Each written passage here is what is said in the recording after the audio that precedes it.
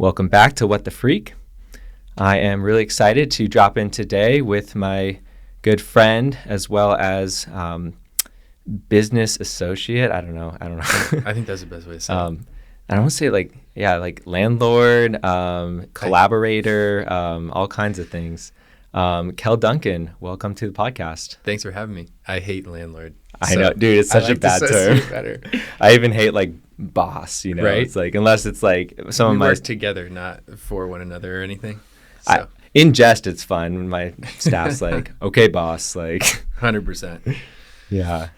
Well, super excited to have Kell on today. Kell is the owner of the Churchill in downtown Phoenix, a really incredible community space filled with a bunch of small businesses who've come together in collaboration to create a really cool spot for people to connect and eat and drink and shop.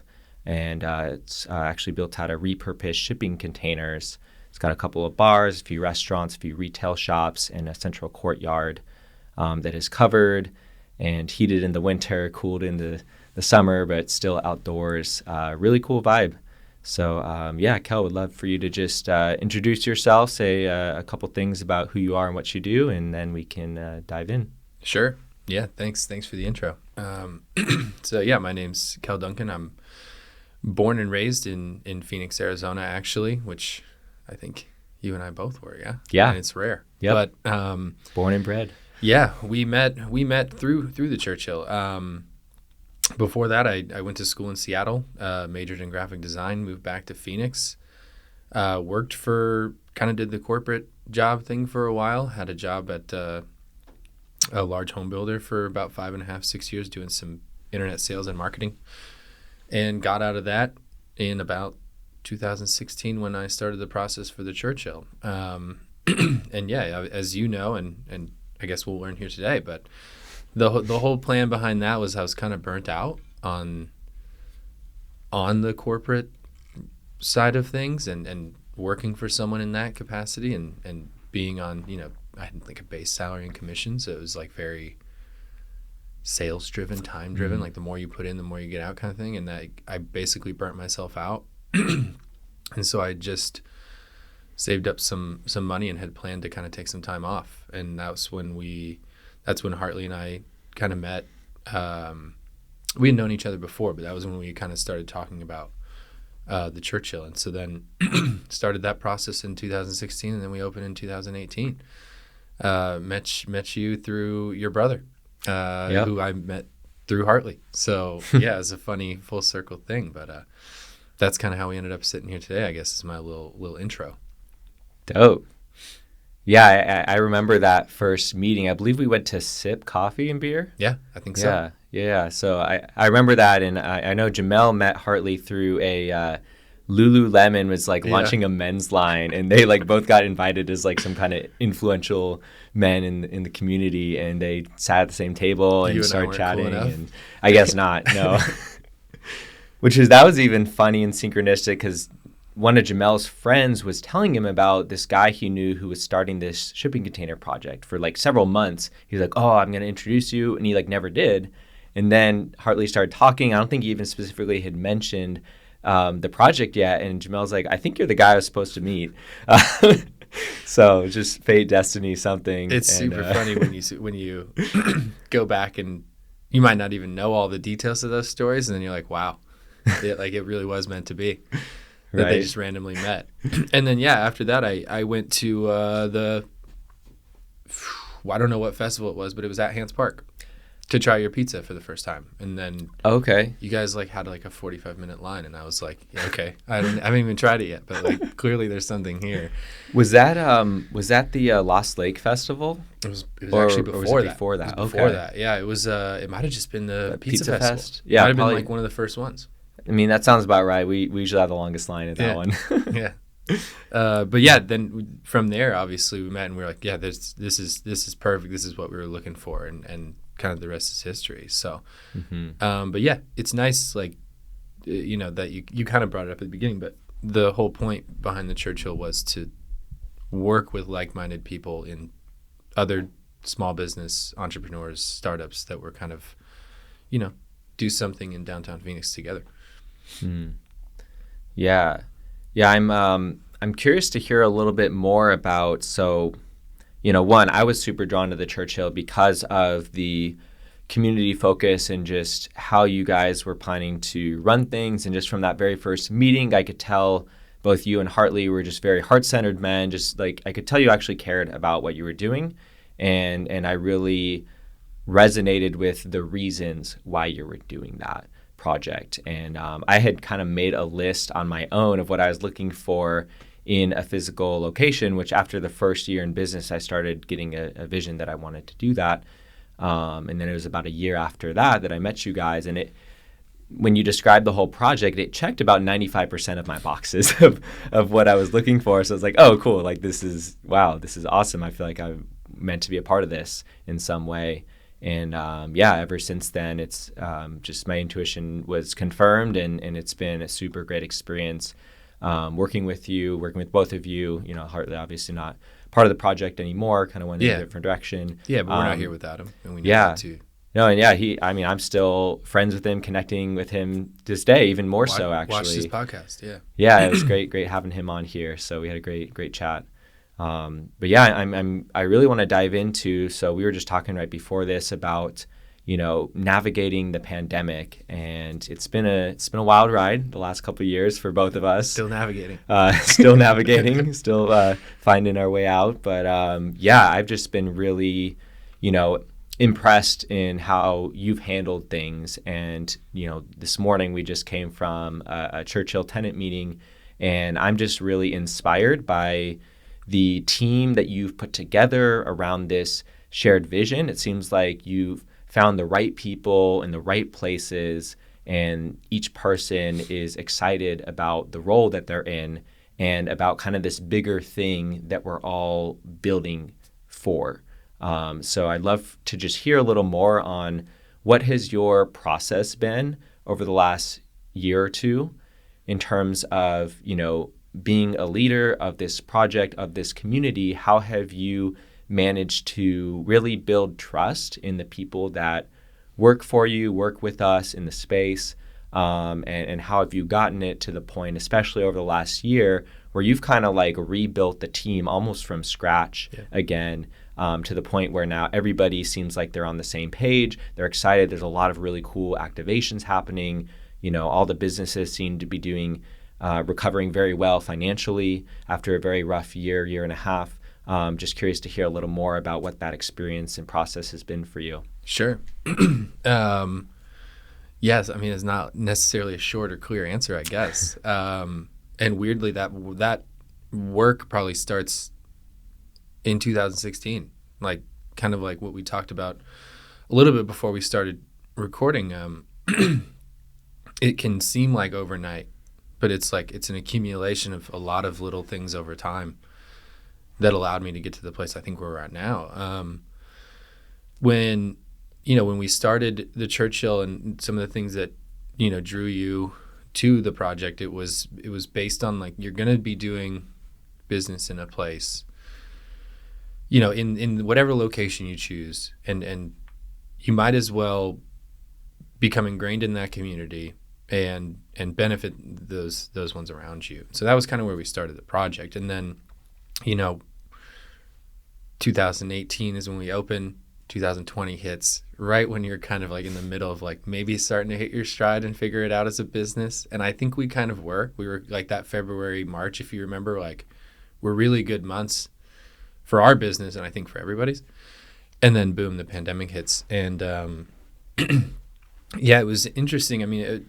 You went through it too. We went through it together. It was so challenging to one day just close your doors with no clear answer of anything that's going to happen. And then, we talked about Hartley a bit too, but he and I parted ways during that time as well. So on top of, dealing with the pandemic, I had a new baby at home who was like 6 months old.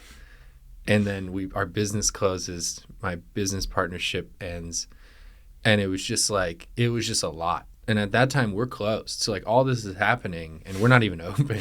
Right. And so like, I was at the time it's easier to look back on it now, right? Like at the time, I was just trying to make the best decisions with what I had, like in real time, and it was trying to decide, when to open, when to close, like, rent relief for you guys, paying employees while we're being closed, how to use PPP and all those things. Those are all being thrown at you in that time. And those are things that are like very reactionary. And so I was there was a time I think where I wasn't doing a good job, and it was like reacting to everything, and you get caught up in all these things that are happening. And then I finally had to, once we had gone through sort of the partnership ending and I realized it was just me, right? Like then it was weirdly like calming. Because at that point, no matter what happened, it was my decision from that point. And so I was like, okay, we have been through, I would hope at that point, the worst of it, right? And we're still closed, but we can get open again. Like if we hit this second round of PPP, we'll get open in October, and we'll just don't get caught up in this short term. Like look at things in like a large scale, and like where do you want to go and where do you want to end up? And like getting caught up in this stuff and getting too worked up about the things that are right in front of you right now, sure, you have to deal with them, but they're not the end goal. So like just get through them the best you can and how you can, and get where you want to go. Once I changed, I think, my mindset there, that's when I was able to kind of start getting things to go in the right direction. And then the other part of that was I had been kind of working on myself through all of that. And that process really started in 2016, but when all this happened, it really kind of ramped up. And so it was, what are my strengths? Like, what are my weaknesses? What am I good at? What can why am I, I'm not a good operator. It's like, why am I operating? You know what I mean? Like I was running the Churchill. I was at the Churchill too much. As you guys saw probably at the beginning, I was there all the time. Like I'm always there. And that's not my background. I'm not a good operator. It's not what I should be doing. And so it really took some time of like sitting down with myself to kind of figure out like, what is it that you want to do? What is it that you're good at? And I think I'm good at people. Like, I think I understand people in a way. Like, I don't think no one understands all people, right? But like, I think that I think one of my strengths is putting people in positions to be successful, right? Yeah, I relate on that. I think we both, that's probably one of our biggest strengths. Like I'm same thing. Like I'm really good. I'm finding out at bringing good people in and getting them excited around a shared vision, and knowing how people interact with each other and how they can work together, how to work with certain different types of people. I have a certain intuition about that, and I enjoy it. Like I love and how they're going to fit together, bringing them together. Yeah, like putting the puzzle pieces together to have a really cohesive, awesome team. And same here. I am not the best operator, which I tried to force myself in that box for many years, which was a necessity for me for the first, especially 3 to 5 years of my business. When we first opened the Churchill, I pretty much lived there, as you saw. Yeah, we were both there living. I think I literally slept there a couple times. So it's been a process to really figure out where am I actually in my best role. And it's kind of a disservice for me to try to play roles that I'm actually not good at. So I definitely relate to you on that. 100%. And I think that ability to kind of like take a step back and like look at yourself and be like, well, this isn't helping anybody. Like it's not helping me, and I'm not helping anyone else. Like I'm kind of just in the way doing a bad job. And so, when we were going to open back up, it was okay, we have a tremendous, like, all the bad stuff's happened, but we have a tremendous opportunity now to like reinvent and recreate ourselves. Like we're at square one. No one probably even expected we would make it through. So like, who cares right now, right? Let's go for it. And so I basically was like, all right, here's what we're going to have to do. So I brought in some consultants. I sat down with my investors and kind of pitched the plan. Brought in some consultants and basically just tore everything down, like as best as I could, to be like, all right, like let's not, like, this is how we do it isn't good enough anymore, or like this is why we've just always done it that way. Like, that's not a good enough answer. Like, we're going to challenge everything of like, why are we doing it this way? And if we don't have a good answer, we're going to change the way we're doing it. And so it was kind of going back and looking at everything and sort of challenging why we were doing it. If we didn't have that good answer, we would change it. And so on top of that, so that started with the staff we had in place. And then at that time, we also then started looking at what roles do we have, and do we have people in place to do that? And what roles do we have that we want to fill? And let's go start looking for people. And so we gave everyone their roles, and some people didn't work out and they're not there anymore, and no fault of their own. It just, once they didn't work out, then we went and found someone for that role.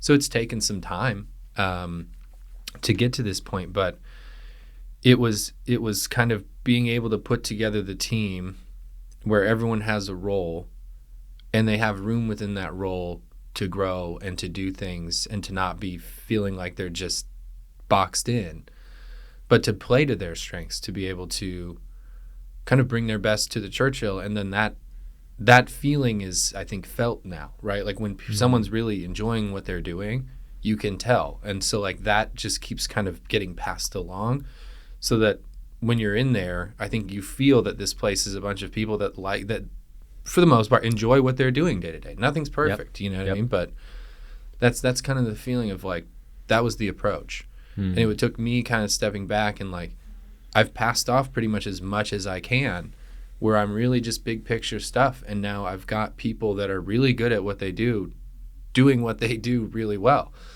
And as you've seen and kind of spoke to, like you're starting to see month to month, week to week, you know, even like day to day almost. It's like getting better, and it's really fun to just kind of be there and be a part of it now too. Wow. Yeah, I really love a lot of what you just shared there. I want to just like touch back on a couple of things. Yeah, please. The first thing that I heard in all of that was, you know, there's a focus on like the long-term vision rather than just the short term. It's like, okay, where are we? You know, obviously pandemic hits, shit's crazy. You got to just react. Like all you can do is react for the first portion of that. But at some point it seems like, okay, you started to land a little bit. It's like, okay, there's all this change happening, but now you're kind of in this blank space, like you're saying, like kind of square one, ground zero. And it's like, okay, you could look at it from, you know, what is going to get us through the next 6 months, or you can look at where do we want to go in 5 years from now, 3 to 5 years from now. And I feel like that's what I did as well. I hired a business advisor at that time who helped me to really reevaluate what we were doing in the business. We stopped doing a lot of things that we were doing. A lot of the events that we used to cook at, we don't cook at anymore. We started to really narrow down what it was that we could do best. And really, again, I love the second piece you were talking about, which is challenging how we were doing everything and why we were doing it. And if there wasn't a good reason, to stop doing it and do something different instead. And I think it's those little choices add up over time.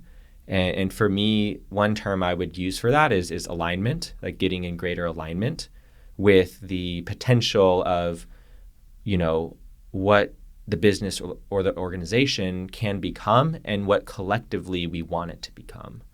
And I kind of get the sense that, you know, you really enjoy, just as I do, creating a collaborative environment where you want people to be excited about what they're doing and have some kind of say in the direction of where the business is headed. And I really admire that about you. And that's one of the top qualities I admire in, you know, really the leaders who inspire me most. It's those leaders who, yes, they have a vision. You know, it's like ultimately, yeah, you are the owner, you are the captain of the ship. Sure. And you have to lead people in a direction you have to kind of initially tell them, hey, this is where we're headed.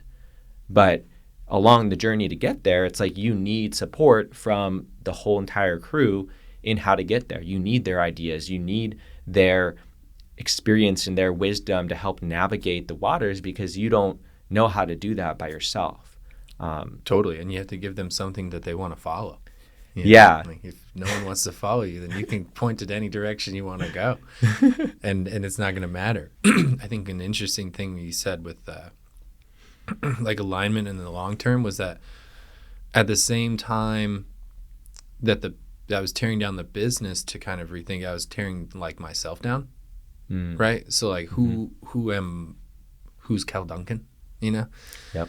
And am I like when I strip away all the stuff of like what everyone kind of thinks or what I've even grown to think and really sit kind of with myself, like what's left when it's just me sitting there, right? Like and so kind of challenging that even too, of like stripping away things of like that maybe have just been through time and just my life have kind of like, oh yeah, that's just part of me. It's like, no, it doesn't really have to be.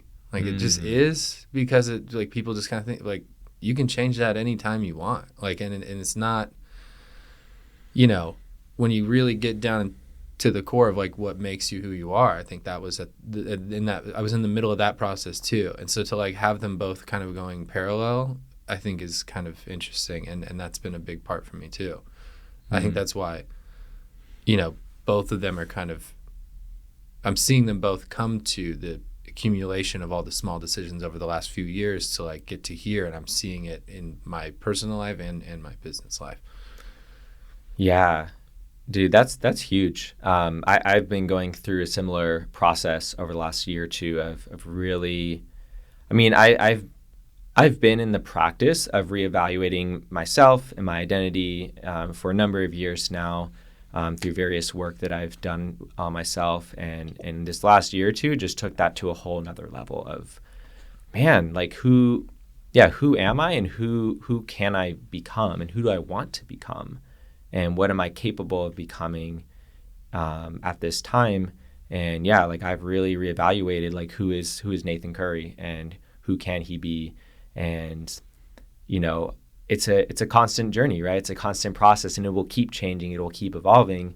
And I've realized that, you know, a lot of people who met me, they've met me in certain environments, right? They've met me in certain phases of my life, or in certain, you know, endeavors. It's like some people have met me through my pizza restaurant. You don't even know that person anymore. No. And it's like I met him 5 years ago. And it's like Freak Bros 5 years ago is not anything like what Freak Bros is today. And I'm not anything like I was 5 years ago for the most part.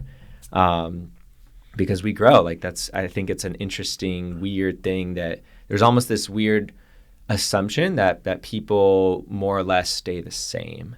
It's like I think we understand that people change and grow and evolve, but I feel like there's not enough emphasis on that, and not enough allowance for people to become different versions of who they've been in the past. Sure. And I think it's really important that we, you know, claim that for ourselves, because it's like if I go off of other people's perceptions of me, I'm going to be just confused and just like I'm never going to actually get to a place of contentment with myself if I'm just living off of all of those things. And people aren't going to actually know who I am in this moment today if I don't declare that for myself and acknowledge that in myself and just show up in a different way. And like I don't even respond. Like when I can tell someone's interacting with me in a way from like a previous version of who I was, I just don't even respond to that energy anymore. If I can feel it's kind of like an old identity that's no longer feels resonant, I just show up the best I can from like, who am I today? Yeah. Which feels much better. It's much cleaner. And I think more and more I've just been learning to allow my identity to be more expansive and to be more connected to like kind of the bigger picture of my community, of the world, and how I fit into it. Even that's why I started this podcast. It's like I saw a version of me that could be of greater support to at least some people, at least a small amount of people who would find the kind of conversations I was having with people in my life meaningful and would hopefully help them to feel a bit more grounded and centered and clear and more like hopeful for the future. Because if you just look at the external world right now, like it's kind of a grim look of things in a lot of ways. So yeah, I think for me, it's like been a really cool process of stepping into, asking questions like, how can I be of greater service to all? How can I really step into my joy more fully? How can I really create more spaces for people to do those things for themselves as well? And, the Churchill, I think, is an amazing space for that. There's such a wide variety of businesses and people and activations and events that, everyone is really welcome. And that's not totally common. Most places cater to a specific type of person, where I feel like the Churchill, from most of the spaces I've been, is very, very welcoming and inclusive. And I think that's just so needed in this world right now. Yeah, no, thanks. I mean, it's been the goal. I think that's been the goal from the beginning. And when you don't know how to do something, you can't force that, right? You can't just be like, this is what we're going to be. And everyone should listen. And it's inclusive. Look, like you can't just say that that's what you're going to be and be it. You have to kind of just start. You have to just go and do the things that feel right to you and let everything else kind of naturally fall into place. Don't go and try and be something. Like, just be yourself and be open to sort of everyone, and that's kind of how you get to that point. I think the thing that I think I've told you this like a few times along the way, and is like I'm watching you, like the thing that I like and appreciate is like I don't think you know what you like yet all the time, but you're just willing to go try it. Right? And you're just like, well, I'm comfortable enough with myself to go do this and do it publicly. And like, I don't really care what anyone thinks, but like someone might be watching that and be like, wow, that's like, I could go try that. And he's willing to try it. And like, you probably don't hear a lot of those people chime in, but like you might hear the negative stuff, or I don't even know. But like I think it's the people you probably don't even know that you inspire just from kind of pushing out there, and you're willing to try whatever. And if you don't like it, you don't like it. You'll move on. But like, you've obviously found some things that you like, that you're drawn to through that process, which I think is cool. And that, how else are you going to grow? How else are you going to get to that final version of yourself, if you will, of like you knowing all the things that you like because you've been willing to go and try them, versus just sitting and not trying or wondering, And I like that. Yeah, thank you for that reflection. No that feels super good to receive that. And that is part of my intention, is like, I hope I do inspire people to be a bit more experimental, be a bit more open to exploring their interests, their desires, trying new things out, because I don't want to live a life of regret. I don't want to live a life of, I never really tried it, so I don't really know. Sure. And I think just in today's world, there's just so much opportunity. Like I would be selling myself short by not allowing myself to explore all that life has to offer, and not just go to the default of, who I thought I could be growing up in my specific, household and religion and society and school and all of that, which there are many, many good things about my upbringing. I'm very, very grateful for my upbringing. And, I think any one person, no matter what your upbringing is, you're only getting a very limited view of what's out there, a very limited view of what is possible for yourself. And that's perfect, because those are the things that I was talking about of like, when I was looking at myself, is like, what are those pieces are me, and what are those pieces that I just grew up with? Like my grandparents are Catholic. Yeah, I come from a Catholic family. Yeah, I think we've talked about that. Like, I'm not. Like, I'm very far from that. You know what I mean? So like, it's funny when you just start to like go back and kind of just really evaluate the things about you that are there, and if they are there for a reason or not. And then you can kind of just, oh, okay, like that's not really who I am. I'll just move that one on and we'll keep going. Yeah. Yeah, I think this whole piece is really at the core of, my like a more authentic answer to one of the most common questions that I've been asked, which is like, why freak bros? Like, why freak? And that's really it right there. Like what we were just talking about. It's being willing to explore and expand one's identity. It's being willing to try new things out. It's being willing to, walk the path less traveled or do things that other people may not approve of, not necessarily because they're bad things to do, but just because people don't understand or they're not familiar with certain things. And I think it's very easy to judge or have certain assumptions about certain lifestyles, certain hobbies, certain interests, without having experienced them or knowing even why that specific person is exploring that specific thing. Sure. Even if I have a same hobby or interest as someone else, I could have totally different reasons for doing that and a totally different experience of that. For me, it's like the reasons why I eat vegan, 99% of the time. I say I'm 99% vegan. 99% vegan as well. I'm right there with you. Dope. It's different than why other people make that choice or live that lifestyle. And even the lifestyle we live is a little bit different. It's like, even if I say I'm vegan, that doesn't really say too much about who I am. Right. That's like maybe one piece of who I am, or it'll tell you a few things about who I am. But I don't take any one lifestyle choice or identity too seriously anymore. I'm willing and able to just ebb and flow with them and say like, oh, that's like a piece of me, or that's like an experience that I'm choosing right now.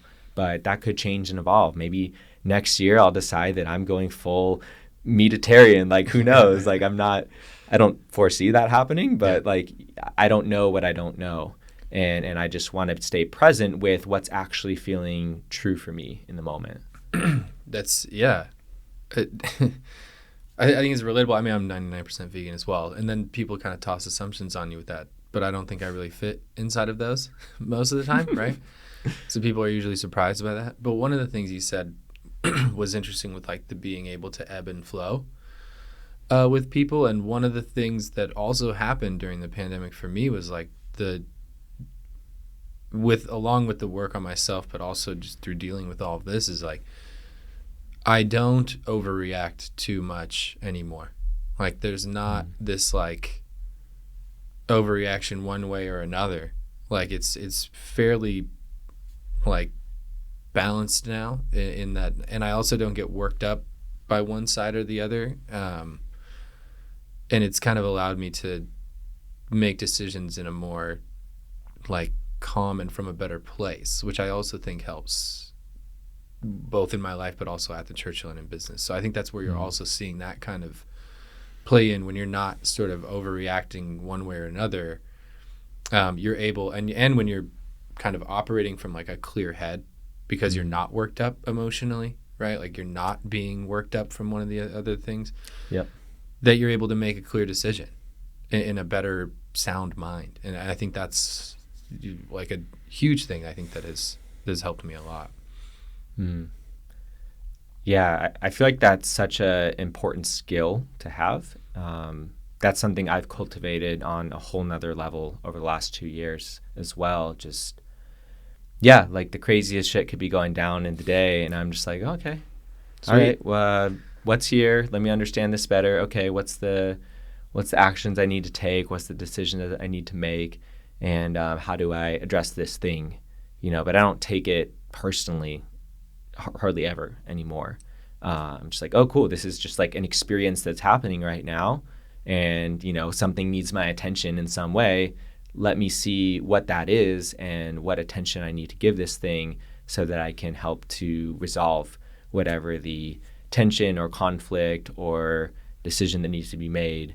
And then that's it. And I just look at it for what it is now, rather than, like you said, getting worked up emotionally and kind of getting knocked off my center. It's like, no, I'm like pretty much just on the horse most of the time. I don't get knocked off as nearly as often anymore. Not that it doesn't happen sometimes. You're going to have big problems still. Like that's the thing. And I kind of frame it this way when we have something. It's like, we're going to have problems, period. Like, they're going to come up, they're going to be big, they're going to be small, they're going to be whatever. And then, when we have a problem happen, like, the problem's already happened. So, like, we can sit here and be mad. We can talk about it. We can, like, figure out whose fault it is. And we could, all right, let's figure out whose fault. That's not going to help us. Like, we're all on the same team at the end of the day. No matter whose fault this is, and we'll figure that out, and we'll try and address it for next time so that same thing doesn't happen. But, like, right now, let's just solve the problem together, right? Like, we're in this together. We're the same team. We have a problem. Let's solve it. And then let's figure out what went wrong and try and not do that again. But, like, playing detective and getting worked up and then, like, letting that kind of spin isn't going to help us now or in the future. Like, let's just figure out the problem together. Let's move on. And I think that helps a lot too. Yeah. I really pray that that little process you just described, like, that we can take that on in, like, a bigger scale.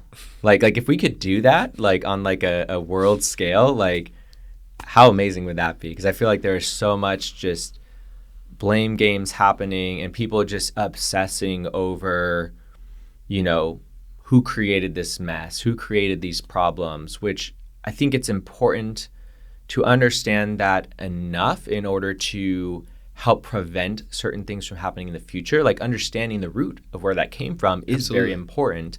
And maybe certain people responsible for creating certain issues, there's some type of reconciliation process that needs to happen, or some type of, responsibility that needs to be taken. Absolutely. And I think our focus needs to be on the solution and needs to be on prevention of certain problems moving forward, and have that be the primary focus rather than trying to just, really get someone or, like, blame someone. It's like, in the long run, what good is that going to do? And it's not fun to do that. It's not fun when, like, nobody likes getting... Most of the time, that person already feels bad. Like, in our situation, I mean, it's not always how it's been. Sometimes, you might have someone that's trying to hide it or whatever. But, I mean, the position we're in now, it's usually not with ill intent. And so you're like, okay, there was a mistake made. We should figure that out so we don't do it again. But let's also figure this out and solve the problem. Yeah, and especially when you're working with people who are, generally mature, professional, and working together around a shared set of values and vision. And if you can lean on those instead of leaning on trying to blame someone for something, that's so much more effective and feels so much better for everyone. Perhaps that's, like, one of the biggest differences between, I think the effectiveness that a team like the Churchill or Freak Brothers is able to have versus on a bigger scale is, I think that on a bigger scale, we don't have a shared set of values as a society. We don't have a shared vision as a society. There's so many different values and ideas of what is best and where we should go and what is right and what is not. And, there's just nobody's in agreement about some of the most crucial things that it would take for any team to actually function effectively. And so that's kind of where my mind goes lately, and why I really love being a part of the Churchill is I feel like we're a cool, like, kind of microcosm example of how a community can function in a synergistic way. Yeah. And it's super inspiring and energizing to be in an environment where you can just feel, like you were saying, you can tell when somebody really enjoys what they're doing, and when they feel like they have a purpose and a role and that it's important and they're significant and they care and everybody cares. Like, you can feel that, and that's something you can't fake. And it's very authentic. 100%. I think authenticity is huge. I think whenever I've found myself in a place that I'm not happy with, it's usually because of some area where I may be lacking authenticity or I've strayed away from it. An interesting thing that came up while you were talking too, in terms of, like, leadership and, like, maybe a micro versus macro level of, like, where the world's problems versus our problems and like just the grander scale is like the other thing I've kind of settled in on for myself is, I'm not necessarily like a macro thinker. Like I know there's some big thinkers out there that can tackle really large problems. So I like to kind of figure out like what is it that I can do, what's in my control. And like what I can do is, one, I can completely work on myself and dump everything kind of back into myself, including like loving and taking care of myself. And then that, when I'm well and doing well, I can put that back out to everyone else around me. And then also the biggest effect I can have, it's not on a global scale, is like I can start where I'm at, like in Phoenix. And if I can do something special at the Churchill and people that come in there have like a feeling, right? Like they're like, wow, I enjoyed that feeling of that place and there was something there. And then if I can do, you want to do more projects, I want to do more projects. If I can continue to do those, and I'll probably just continue to do them in downtown Phoenix because I like where I live and I like doing those things in the same area. But if I can continue to do that in that area and those things can kind of grow and we can build, I love the downtown Phoenix community in general, but like, so building on that and for that to grow like that, if you can create an impact there that grows, then that could grow and then people might be drawn to that or experience it and leave with it and try and recreate that somewhere else. So like that's without going and doing these things all over the place in other areas. Like I can focus on here and do the best I can here and try and create that experience for someone else, and maybe that carries on. I don't know if that all made sense, but that's kind of what I've been thinking about lately of how I can have an impact. Yeah, no, totally. It definitely makes sense, and I really resonate in a lot of ways with that. I've said actually for years now, because people, since before we even, opened at the Churchill, people are like, oh, are you going to like franchise or something like that? And I'm like, well, one, I hate the word franchise. Yeah. It's like such a weird association to me. I just think of McDonald's, and I'm just like, no, I don't want a franchise. Franchisee? God. But yeah, it's like people have asked me like, hey, do you want to like expand, have multiple locations, et cetera? Or like, oh man, I could see you guys being really big. I'm like, that's cool, but like that's really not like a primary interest. Like it's not a priority for me right now. Like I'm not interested in building a business to scale it, to sell it, or whatever. It's like I'm not really in that mindset that I think, again, no judgment towards that. I think some people, that's like what they enjoy doing and that's their calling. That's great, But for me, I would rather do one thing and do it well. And even if we only ever have one location, I want the experience that people get to be right. Like there's a certain feeling that I want people to have when they eat our pizza and interact with our staff and like have that whole experience, or go to a wedding that is a freak wedding, Freak Bros catered wedding. It's like there's a certain experience and memories that are created there, and people experience something new that they weren't expecting, that they haven't experienced before, and it's really delightful.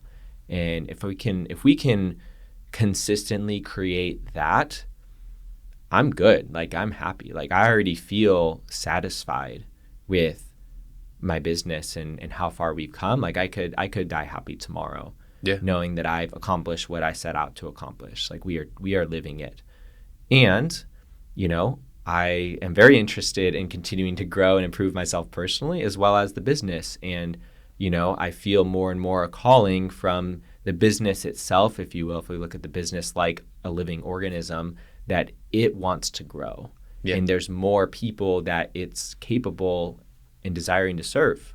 And there's more experiences that we can spread and create with people, but I don't want to lose any of the potency of what we do. I think it's nice that you, even just saying that part out loud though, right? Like the acknowledgement of like, organic and natural growth versus just like rushing out to get bigger versus like waiting until it feels like the time when you're ready to then expand. Like there's a huge difference in that. And so like when you're growing that way, and you're, intentional and deliberate with your growth and how you do it and who you bring along with that, I think that's going to be the huge difference. And you don't need as much that way. You have more quality than quantity, right? And you're able to make a bigger impact with a lot less. You might not even have as big an impact with 10 stores than you would with 2. Exactly. It's like, how many times have you gone to a chain restaurant and you're just like, It's just like, I never want to become that. Never want to become that. I'd rather have 1 or 2 or 3 locations, but every time at any location you go to, you're just like, wow, that was awesome. I can't wait to go back. I can't wait to bring a friend.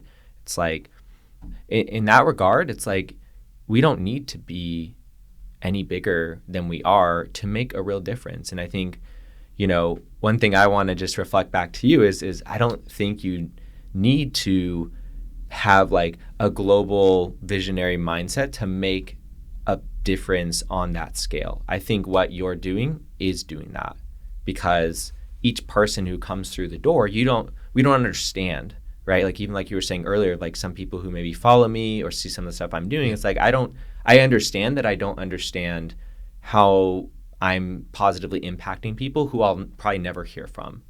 And I take that very reverently and seriously, that like, wow, like I really, by me authentically expressing myself and pouring myself into what I feel called to do, like I am making a difference, and I trust in that. And more, like I see it come back around, and I do hear certain things. Maybe years later, I chat with someone, they're like, man, you did this thing back then, and like I didn't even realize how huge of an impact I had. When you start living and doing things that way, from what I've seen, is that the synchronicity does sort of start to naturally just happen, and like the things just kind of start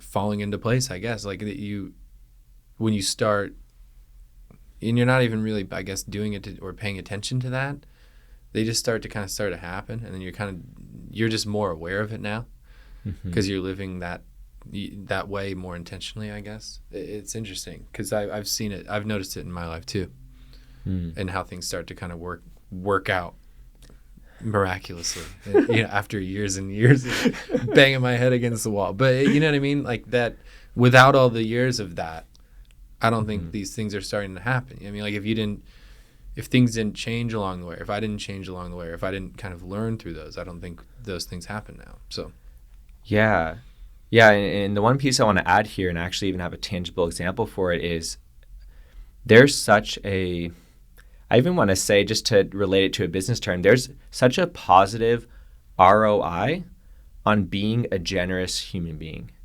And the tangible example I want to give, actually related to you, is you really, really helped us out during the pandemic by giving us rent forgiveness for, like I think it was at least 6 months. Like when the Churchill was closed, it's like you allowed us to keep operating out of there because you just wanted us to have the best shot of making it through. And that meant so much to us.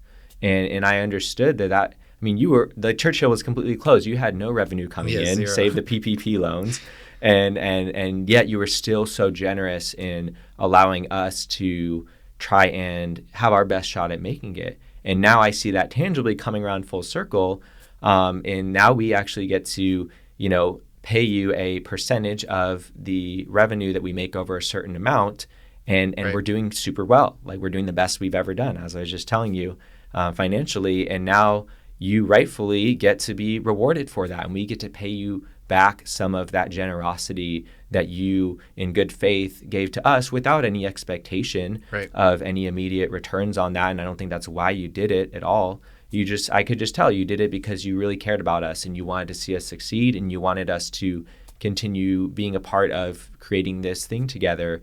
And I think that just, I hope that more and more that's how our world can function. Like I really like the energy of that, of like being able to be generous just because it feels like it's the right thing to do. And I think we've had these conversations before of like the power of just doing what you know is right in your heart. And I more and more I think that's how business is going to need to function if we want to continue forward, because I think the way we have been doing it, where there's this kind of short-term extraction energy, it doesn't lead to great things. It's very limited in, I think, how much further that type of mindset can get us, as opposed to just being generous, looking at the long run, investing in projects and people you care about. It's like, I've invested so much into my people, time, money, energy, but it all comes back to me. And it creates some discomfort for me in the short run. For many years, it's like I paid myself basically nothing. Basically, I got into more debt personally and with the business for the first 5+ years, which it sounds like you can very much relate to. I don't look good on paper. I still don't look great on paper. I'm reversing some of those cycles now. It's starting to come back around, which I'm grateful for. But it's like that's not the most important thing to me, right? I'm not looking for a 3-year exit strategy to make the most money possible. It's like money's a part of the equation. It's important, but it's not the focus. The focus is, how do I create the best total human experience and positive impact that we can create through this vehicle of a business or organization that brings together people and resources and physical items and products and services, that we can create this ecosystem of synergy and support. And I just trust that the better steward I become of the spaces that I'm responsible for curating, that energetic flow, including money, is going to keep flowing through and allowing us to do more of what we want to do. Yeah. To kind of summarize and loop that on, connect it all, the decision to give the rent relief was taking it out of the short and looking at the long. You guys going out of business doesn't help me at all, right? That's not what I wanted. And me going out of business, everyone goes out of business, right? So it was a balance of trying to make it through, first of all, but then also understanding I want everyone in here to be through this together. And if by, giving you the best shot to do that, then sets you up to be where you're at now, being the most successful. So yeah, and when you take, of course, like you said, we all want to make money, but when you take making money and you don't make it the number one priority, even though it obviously is up there, and you focus on the other part, the money follows that, in my opinion. And that's what I've also seen is if we're focused on, of course you don't want to just be losing money and having a good time. That's not what I'm saying. But to focus on making sure people are happy and having a good time and good experience at work, making sure that people come in, they have a good experience and good time when they come in, leading with all of that and taking care of your people, but also all of you guys and all of us together. What we're seeing now, you and I, with the growth at the Churchill and the feeling that we have when we go to these meetings now and everyone being in it together and really positive, that's the outcome, right, of all of that. So yeah, totally.